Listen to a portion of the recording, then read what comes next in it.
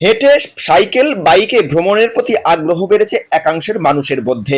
অধিকাংশ ক্ষেত্রে পর্যটকদের লক্ষ্য রয়েছে পাহাড়। সারা দেশের মানুষ ছুটে যায় পাহাড়ের বদ্রীনাথ, কেদারনাথ। এই প্রবণতা এই বাংলাতে ভীষণভাবে।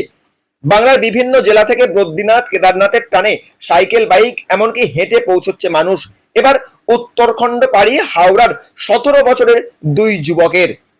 এভাবে ইচ্ছে পূরণ করতে সাইকেল, বাইক অথবা হেঁটে বেরিয়ে পড়া কতটা যুক্তিযোগ্য, কতটা নিরাপদ, সে বিষয়েই আজকের প্রতিবেদন।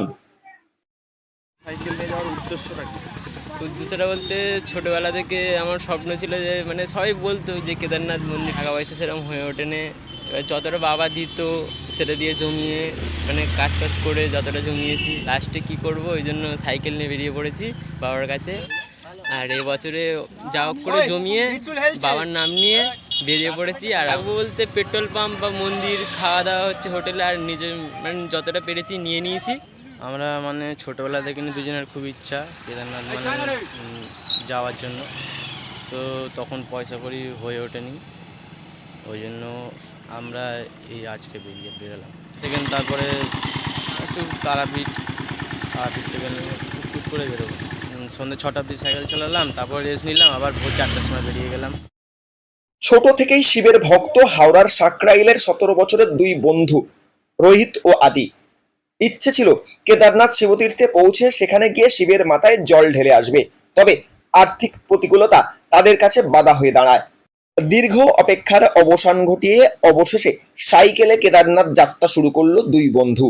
সারা বাংলায় এমন ঘটনা বহু। হাওড়ার সাকরাইলের দুই বন্ধুর এই কেদারনাথ যাত্রায় দারুণভাবে উৎসাহিত গ্রাম ও এলাকার মানুষ।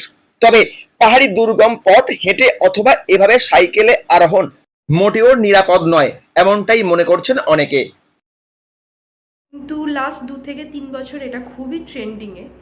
তো প্রথম আমার যে ব্যাপারটা বলার, বাইকারদের নিয়ে যদি আমি কথা বলি, যারা অ্যাকচুয়াল রাইডার হয় তাদের কিন্তু একটা কমিউনিটি হয়, এবং তারা যেভাবে বেরোয় আমার অভিজ্ঞতা অনুযায়ী আমি যতটা দেখেওছি পুরো ভারত ভ্রমণের পর, তারা অলওয়েজ একটা প্রপার ড্রেস আপে থাকে। তাদের ভেহিকেল যেটা নিয়ে তারা বেরোয় সেটা খুব প্রপার কন্ডিশনে থাকে। অ্যান্ড মোস্ট ইম্পর্টেন্টলি তারা বেরোনোর আগে অনুশীলন করেই বেরোয়। তো সেটাকে আমি একটা কমিউনিটির মধ্যে রাখতে পারি, সেটা একটা পার্ট অফ ট্রাভেল, এটা আমি বলতেই পারি।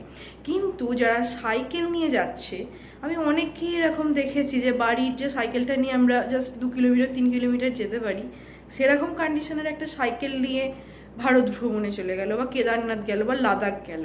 যে উদ্দেশ্যটা কি? মানে আমি সাইকেল নিয়ে ভারত ভ্রমণ করছি বা কেদারনাথ যাচ্ছি, এটা কি আমি আরো 5 জনকে রেকমেন্ড করব? বা তারা কি যেতে পারবে? কোনো বয়স্ক লোক কি সাইকেল নিয়ে কেদারনাথ চলে যেতে পারবে? বা ইয়াং জেনারেশনের জন্য কি এটা সেফ? কারণ কেদারনাথের যে রাস্তা সেখানে যেভাবে গাড়ি চলে, বা লাদাখের যে রাস্তা সেখানে যেভাবে গাড়ি চলে, সেখানে কি সাইকেল নিয়ে যাওয়াটা সেফ? আমার মনে হয় না, সেফ নয়।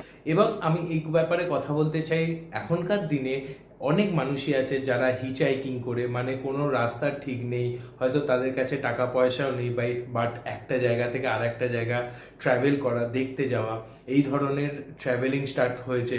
তাছাড়াও সাইকেল নিয়ে, তাছাড়াও হেঁটে, বাইক নিয়ে, এরকম অনেক রকমের আছে। যত মানুষ এইভাবে করবে আরো বাকি মানুষরা উৎসাহ পাবে, সাহস পাবে সেই জায়গাটা পৌঁছানোর। কিন্তু অবশ্যই খুব সাবধানে এবং without taking any kind of extended risk এই জিনিসটা কন্টিনিউ করলে তো এটা খুবই সুন্দর একটা দিক ট্রাভেল এবং ট্যুরিজম আগে নিয়ে যাওয়ার জন্য।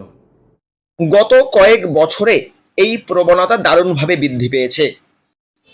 হাওড়া থেকে রাকেশ মাইতির রিপোর্ট, লোকাল 18 বাংলা।